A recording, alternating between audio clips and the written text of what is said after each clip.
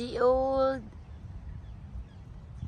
palace. Ang ganda. Napakaganda niya.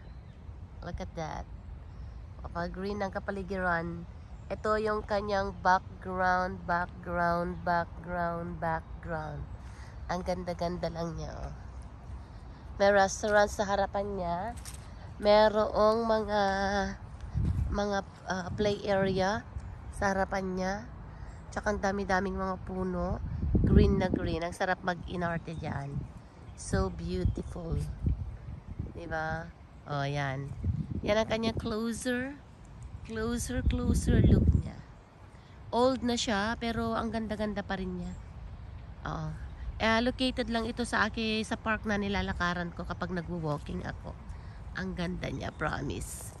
Very beautiful. Siguro nung panahon ito na may mapinturahan and ma-renovate ito. Ang ganda-ganda. Diyan sa mga harapan niya, kasi likod ito Sa harapan niya may mga restaurants din siguro. I'm sure may restaurant dyan. Ayan. So, may mga tao na nagtatambay, nagwo-walking. At saka yan ay ang chestnut yata. Ayan, yung tanim na yan. Ayan, ang daming bunga. Malapit na yan ma-harvest. Medyo pag nag-brown ng konti at hulog sa lupa, pwede nang pulutin. Ayan. Chestnut, I'm not sure.